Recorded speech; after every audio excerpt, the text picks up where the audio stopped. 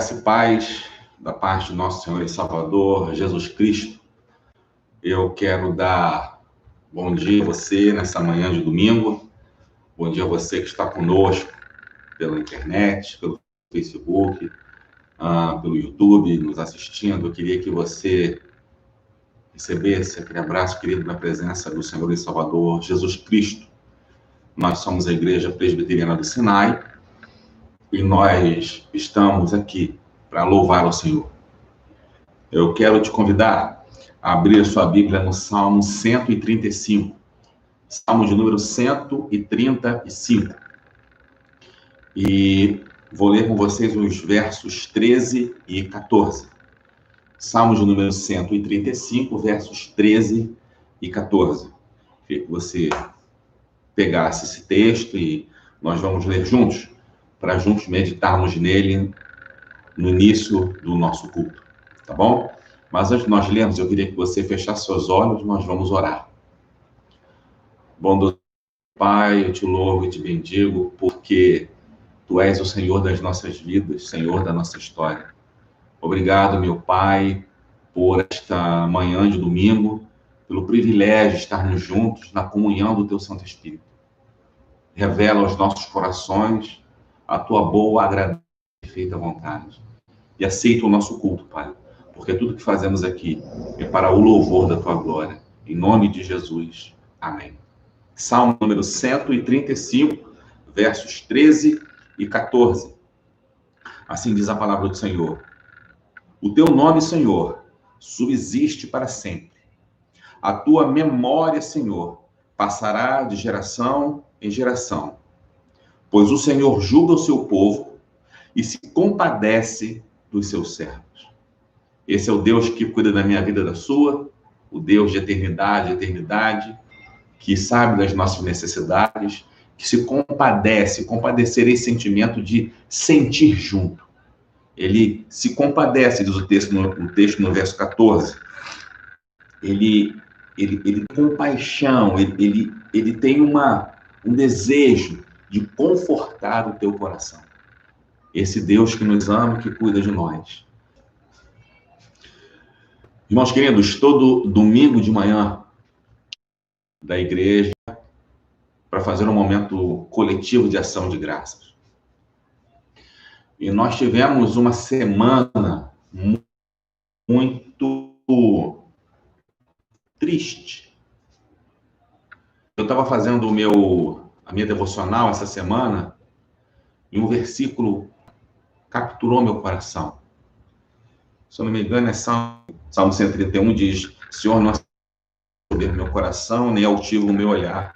Não ando à procura de grandes coisas, nem de coisas maravilhosas demais para mim. Pelo contrário, fiz calar e sossegar a minha alma, como uma criança desmamada se aquieta nos braços de sua mãe.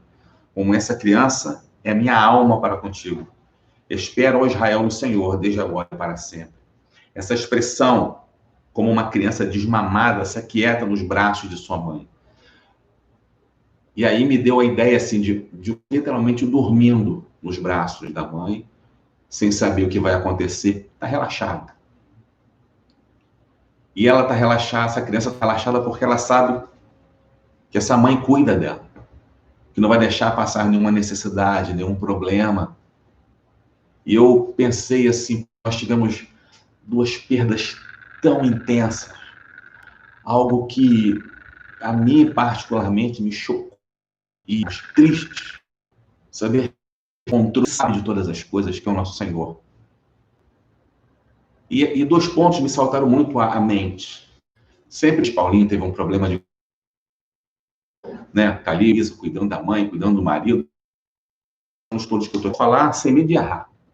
Foi a pessoa que eu mais visitei. O que eu mais ouvia da dona Irene era: pastor, eu não tenho do que reclamar. Eu não tenho do que reclamar. Já não conseguia andar direito, vivi no hospital.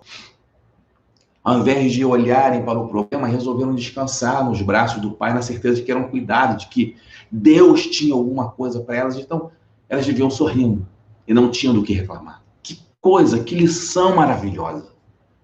E eu quero fazer uma oração de ação de graças, porque essas mulheres deixaram um legado para a gente. Descansar nos braços do Pai muda o nosso semblante, muda a nossa perspectiva de vida. Que coisa maravilhosa. A memória delas jamais se apagará dos nossos corações. A história delas. Porque elas decidiram viver essa experiência dos braços do Pai. Agora vivem isso na... Vamos orar? Senhor, te louvamos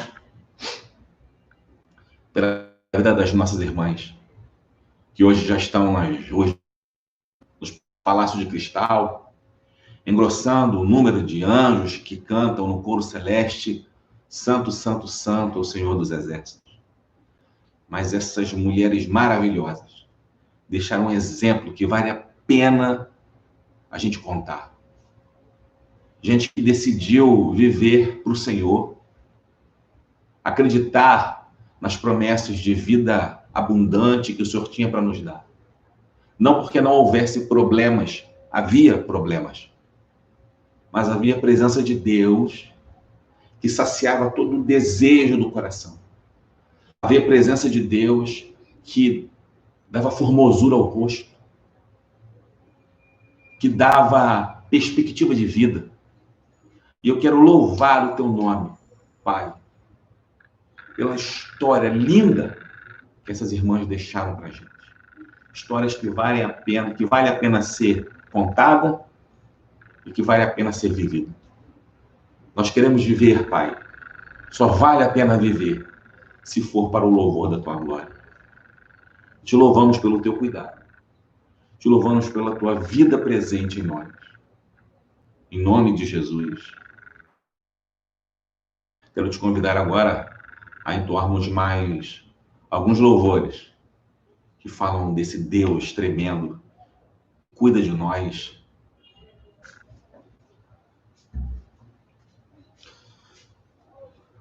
Irmãos queridos, nós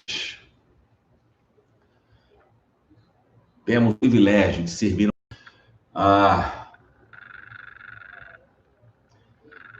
semana passada nós conseguimos algo, é um feito, o tamanho da nossa comunidade, é um feito.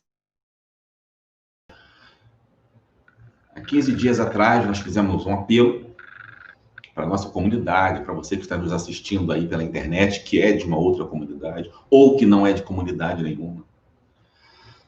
Um apelo para que você nos ajudasse com a nossa bolsa. Porque há 6 famílias, não são 6 pessoas, 6 famílias, que nós temos ajudado desde que começou a pandemia, lá no mês de março. Nós começamos em abril, é bem verdade, e conseguimos, irmãos, mediante o cuidado de vocês, fechar, não 6, mas 7 cestas, para abençoar uma família a mais. Porque Deus superabundou em sua graça mediante a sua vida. E eu estou aqui para te dizer muito obrigado. E te dizer que, enquanto durar a pandemia, nós estaremos aqui servindo a Deus e servindo ao próximo. Se Deus tocar no seu coração, meu irmão, minha irmã, por favor, participe. Invista um recurso, se você quiser alimentos, nós vamos até a sua casa buscar os alimentos. Se você quiser enviar um recurso, tem a conta da igreja que você pode depositar. Só pedimos para que depois identifique essa oferta, né?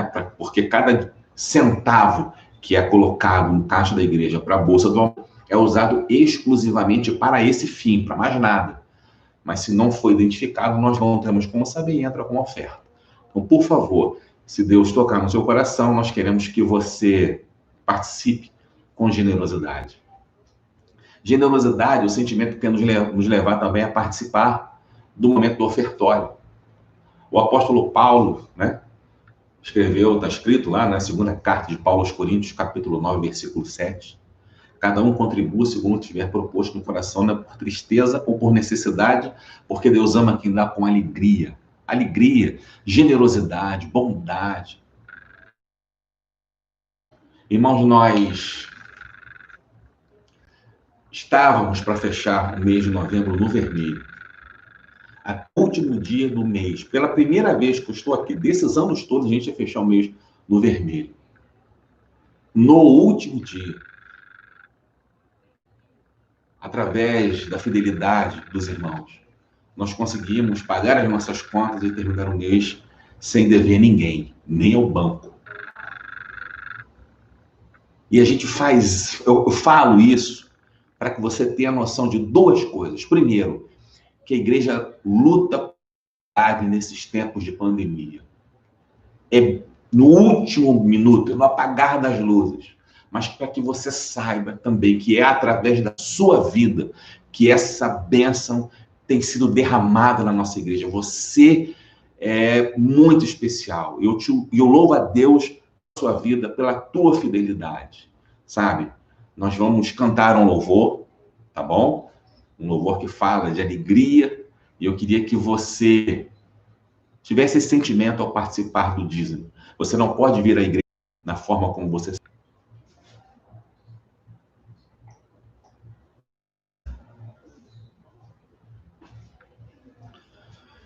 Graças te damos, Pai, porque cada centavo que entra na tua casa é fruto do amor pela fidelidade dos teus filhos, dos nossos irmãos.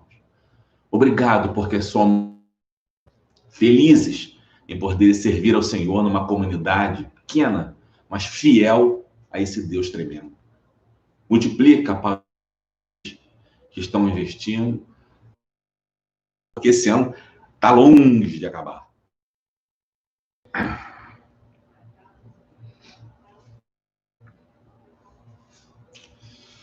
Então, gente querida, a nossa série de mensagens vai ser baseada nessa perspectiva do nascimento. Um nascimento especial aconteceu. E nós queremos tirar algumas lições desse nascimento, né? O que é que essa criança veio nos ensinar? Quem é essa irmão? Algumas lições preciosas que o próprio Jesus fala a seu respeito quando ele usa a expressão eu sou. E ele fala eu sou a respeito dele, algumas que nós vamos avançar no mês de janeiro para falar a respeito dessa mensagem. Quando ele se mostra ao mundo e ele revela quem ele de fato é. E aí eu me lembro de um filme, falando dessa primeira mensagem, de um filme antigo. Um filme com Ed Murphy, chamado Um Príncipe em Nova York. Bem antigo.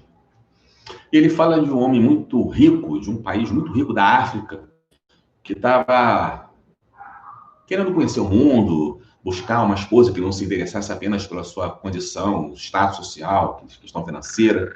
E ele acaba escolhendo o bairro do Queens, em Nova York, para viver essa experiência.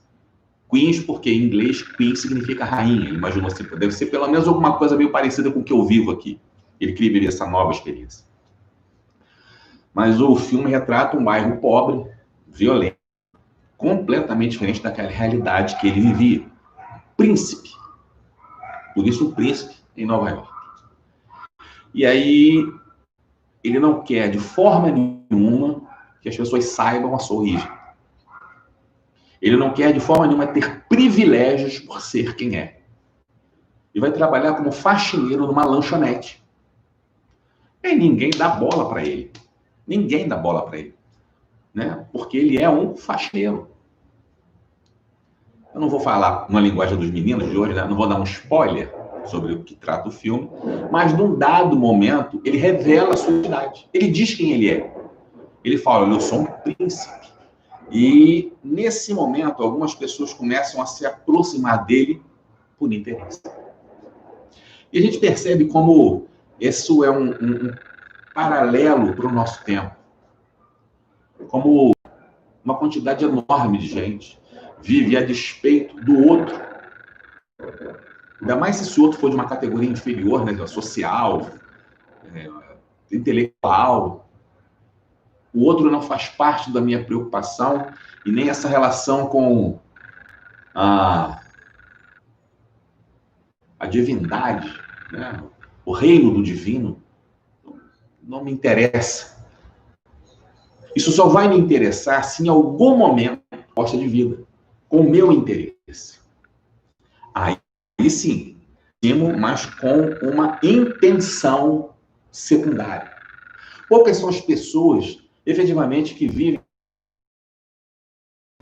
nessa direção. É que a gente tem tantos afazeres, tantas responsabilidades. Ela nos influencia, nos dando um universo infinito de informações que nós corremos o risco, mesmo nós, de vivermos a despeito da realidade do divino entre nós. Eu quero te convidar a ler um texto que fala sobre esse prisma, que está lá no livro de João, Evangelho de João, capítulo 4, do verso 22 ao verso 26. Evangelho de João, capítulo 4, do verso 22 ao verso 26. Assim que você abrir, quero te convidar a ler comigo esse texto. Evangelho de João, capítulo 4, do verso 22 ao verso 26. Antes de nós lermos, eu vou pedir para você fechar os seus olhos mais uma vez. Deus, essa é a tua palavra, escrita para a nossa orientação. Sem a tua palavra, a gente está perdido. Sem a tua palavra, a nossa vida não vai jamais caminhar na direção correta. Abre o nosso entendimento, porque a tua palavra é a bússola que aponta a direção para onde as nossas vidas devem caminhar. Ilumina nossa mente já a partir da leitura do texto. Vai abrindo o nosso coração. Abre o nosso coração de tal forma que essa mensagem encontre um lugar reservado ali, para dar frutos para a eternidade, através das nossas vidas, em nome de Jesus. Amém. Vamos ler juntos? Evangelho de João, capítulo 4, do verso 22 ao verso 26. Assim diz a palavra do Senhor. Vós adorais o que não conheceis. Nós adoramos o que conhecemos, porque a salvação vem dos judeus. Mas vem a hora, e já chegou, em que os verdadeiros adoradores adorarão o Pai em espírito e em verdade, porque são estes que o Pai procura para seus adoradores. Deus é espírito, e importa que os seus adoradores o adorem em espírito e em verdade. Eu sei, respondeu a mulher, que há de vir o Messias, Cristo. Quando ele vier, nos anunciará todas as coisas. Aí eu vou convidar você que está em casa a ler comigo agora o verso 26. Vamos ler. Assim diz a palavra do Senhor. Disse-lhe Jesus, eu sou, eu, aquele que fala contigo. Esse texto, ele fala... Vou pedir para você deixar sua Bíblia aberta, nós vamos passear no texto. Ele fala de uma mulher que foi buscada no poço e que teve um encontro inesperado com Jesus Cristo. Basicamente, o texto se resume a isso. Uma mulher que foi buscada no poço e se encontrou com Jesus. Contudo, há algumas pistas que o texto nos dá a respeito. Ela está no horário que ela deve ficar sozinha.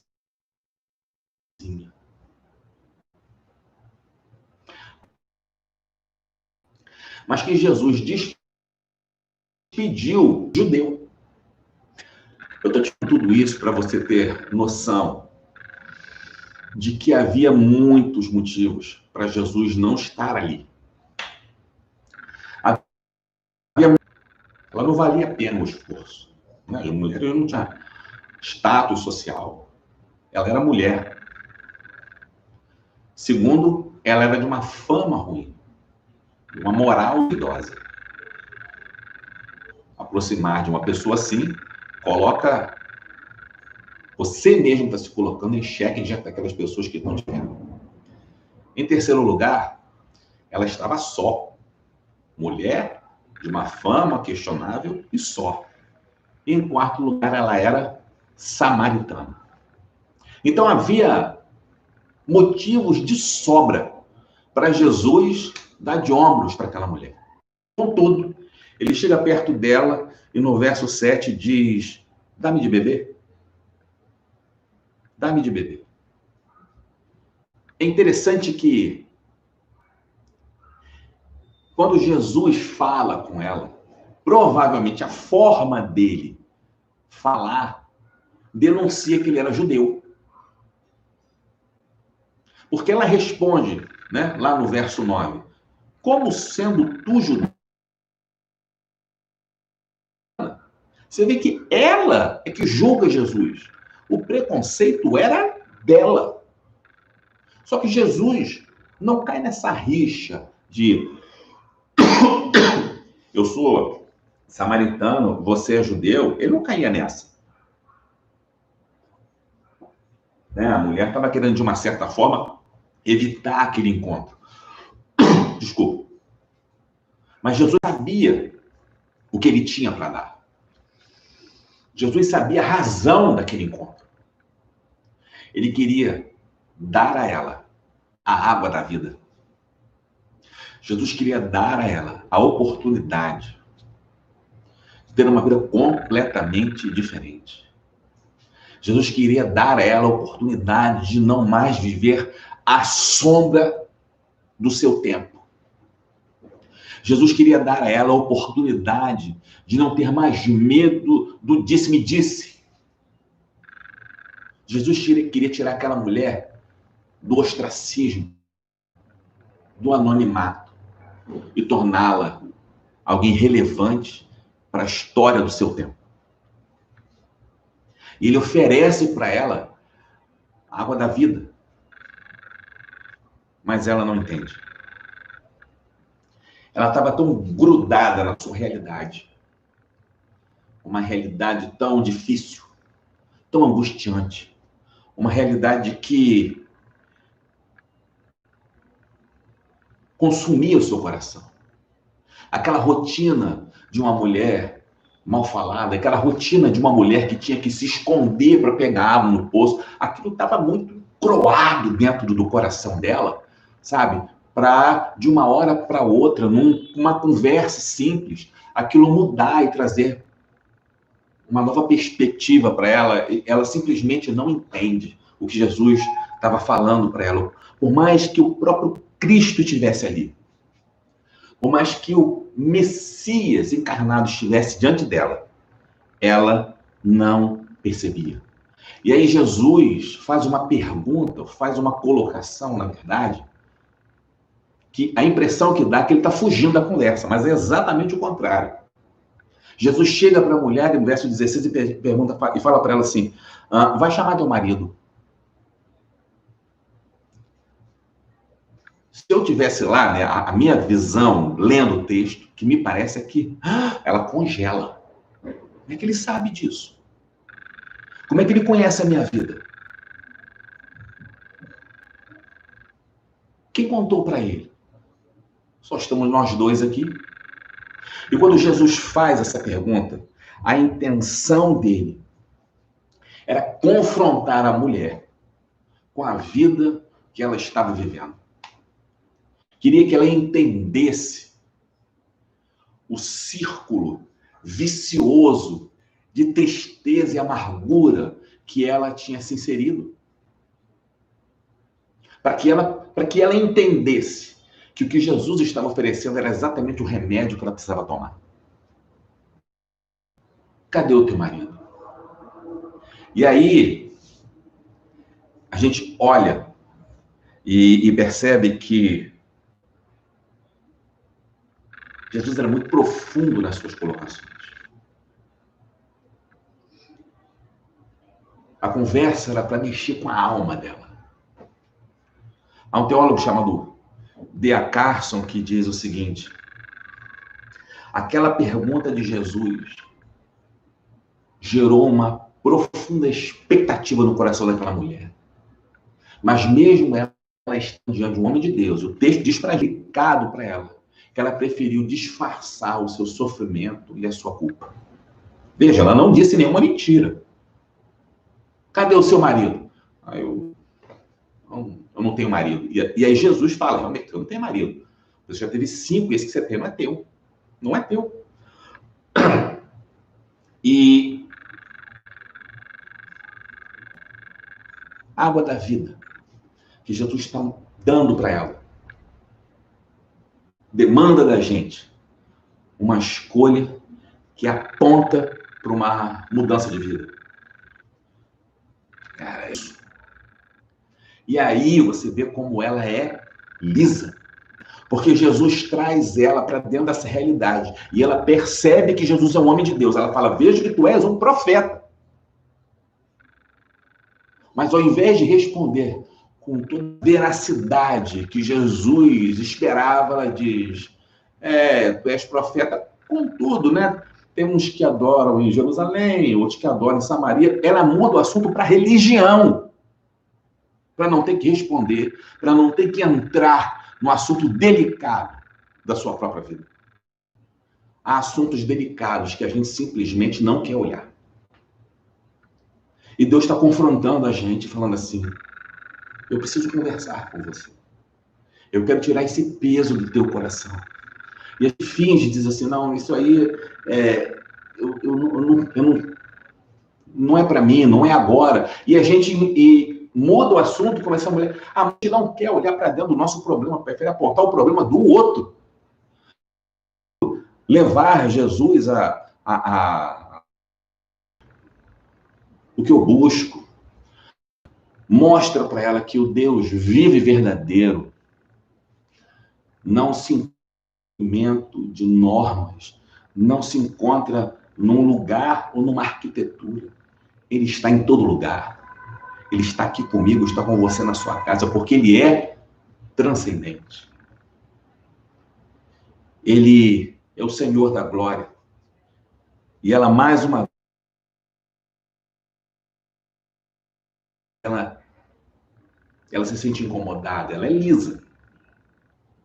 Eu sei que nesse lugar. Mas quando vier o Messias, e ela muda de religião, ela ainda está na religião ainda, mas muda a conversa para o Messias. Eu sei, mas quando vier o Messias que há de vir, né? E Jesus olha para ela e diz, no verso 26, mas eu o sou. Eu que falo contigo. Eu sou aquele que pode acalmar o teu coração. Eu sou aquele que pode fazer você deixar de dar desculpas. Eu sou aquele que pode fazer você não precisar mais vir ao meio-dia para ninguém ver você chorando sozinha. Porque eu vejo você chorando sozinha. Porque eu sei a vergonha que você passa pela vida que você leva. Basta! E o reverendo Hernandes, a respeito desse corte do texto, ele faz uma explicação que eu acho bem interessante. Ele diz, Jesus, ele conversa 6 vezes nessa história. 6 vezes. 6 vezes ela responde a Jesus. Ela é, rápida e lisa. Jesus. Ela não quer ser deixada em momento nenhum em situação complicada. Mas quando Jesus chega para ela e fala assim, mas eu sou o Messias, aquilo mergulha na alma daquela mulher. Aquela mulher bota o cântaro no chão. Cântaro é essa vasilha, né? O balde de hoje. Que ela levou para buscar água. Ela foi para o poço para buscar água. E ela deixa o balde no chão, bota o cântaro lá no chão e sai dali correndo. E chega para um pessoal e fala assim, gente, olha só, eu encontrei um homem que fala a respeito da minha vida, ele sabe tudo da minha vida. Será ele o Cristo? Irmãos, Essa atitude simples e essa história que a gente lê com muita... sem dar uma importância para esse ato, ele é profundo. Ele é profundo. Por que ela foi ao meio-dia? Lembra? Para não encontrar com ninguém. E o que ela faz agora? Ela vai ao encontro das pessoas para falar do que Jesus tinha falado com ela. Porque o encontro de Jesus tirou aquela mulher das sombras. O encontro com Jesus tirou a vergonha do coração dela. E ela vai na direção das pessoas. E algo ainda mais inusitado ela faz. Do Messias. Irmãos, a pregação era estritamente para os sacerdotes. Mas você acha que ela está abordando? Eu encontrei o Messias. Quando nós lemos o seguinte: para atravessar a província de Samaria. Pode olhar. Versículo 4. E era-lhe necessário desenhado um encontro com ela. Ela não tinha noção. Mas o Senhor reservado uma surpresa para ela. Sabe por quê? Porque e é uma estratégia de Jesus. Contudo, se você for escalado, essa semana você vai pregar o evangelho para alguém. Como é que você começaria a conversa? Jesus começou puxando um papo. Olha para o texto. Ele faz uma pergunta, ele fala de algo que ela poderia conversar. Jesus não fala de teologia, Jesus não fala de filosofia, Jesus fala de tradição. Ele não a critica, nem a julga. Só puxa uma conversa com ela. Você me dá um gole d'água? Entendeu? A simplicidade de Jesus para se conectar com outra pessoa. Pé no peito, dizendo assim, mas essa é a verdade. Só que nós vivemos num tempo sem verdades absolutas. E quando você faz isso, muitas vezes, ao invés de abrir o entendimento. É claro, irmãos, o Espírito Santo age da forma como ele quiser, mas nós temos que, como Jesus fez, usar estratégia. Ah, você viu o jogo do Flamengo com o Racing? Se de repente o cidadão é vascaíno. Ah, fala sobre decisões equivocadas. E aí você pode falar sobre perder a esperança, tristeza. Tudo nesse sentido a pessoa vai falar. Porque é simples, entendeu? É um diálogo que faz parte e há uma outra visão nessa conversa de Jesus que a gente precisa aprender, que é não ter absolutamente nenhum tipo de preconceito para com as pessoas com as quais nós vamos conversar. Queremos chegar, muitas vezes, e falar, e a pessoa em 5 minutos se converter, a gente se dá por satisfeito e vamos embora. Vai lembrar. E Samaritana. Muitos motivos para Jesus ir embora. E nós precisamos lembrar, irmãos, que é o seguinte: o fato da pessoa ser diferente de nós, o fato da pessoa ser diferente de nós, não pode ser usado como desculpa para nós não nos preocuparmos com elas. Entendeu? O fato da pessoa ser diferente, não ser da mesma preocupação moral que temos, não ter o mesmo linguajar que nós temos. A gente já olha assim, nossa, mas esse cara é imundo, essa mulher, não dá para conversar com ela desse tipo. Essa conversa ela não vai ouvir. E nós, relaciona com o crente, não vai ser sábio e não vai ser fácil. O texto mostra pra gente isso. Era o Senhor Jesus e não tinha ninguém, nunca houve ninguém com argumentações melhores do que o que Jesus chega e fala para ele da água da vida. O que ela fala? Não, mas existe o seguinte, você é judeu, né? Eu sou então. Então, o Senhor é lá em Jerusalém. Eu sou lá em Samaria. No fundo, o que ela estava... Você pensa de um jeito, eu penso de outro jeito. E esse pensamento, é pertinente ao nosso tempo. Nós vivemos uma chamada de pós-modernidade. Não sei se você já ouviu falar disso, né? Como teve a Idade Média, modernidade. E uma dos pilares da pós-modernidade é o que a gente chama de pluralização. A pluralização colocou a verdade no canto da vida. O que melhor lhe convém. É o popular, ela se torna uma conveniência de pensamento de um francês, de um filósofo, Sartre. E Sartre diz o seguinte: eu sou escravo da minha liberdade. Ou seja, posso fazer aquilo que é o melhor para mim. Eu vou viver numa proposta de vida que seja mais interessante para mim. E aí você se torna extremamente individualista e extremamente egoísta, né? O relacionamento dele com Simone de Beauvoir era um relacionamento aberto. Ela tinha outros homens e ele tinha outras mulheres. E essa é uma perspectiva que é a mente do nosso tempo. Por isso, quando você vai falar sobre relacionamento, sobre casamento, as pessoas se esquivam. Não, eu vou morar junto. Se der certo, deu. Se não der, não deu. É interessante que para você comprar uma bicicleta, você tem que assinar um papel. Você não sai do Sigli depois de comprar uma bicicleta sem assinar um papel.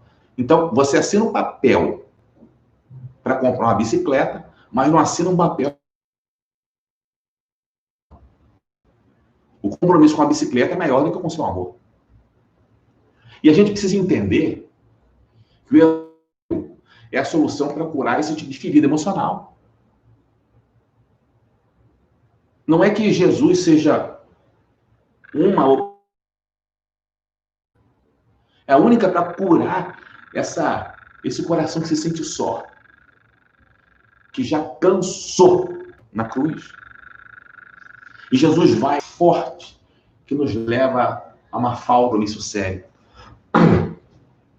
Eu sei, quando eu me aposentar, eu sei que, sabe, quando os meus filhos estiverem criados, aí sim, eu vou ter mais tempo para Deus. Olha, quando eu conseguir minha promoção, fala para ela, cara, eu vim aqui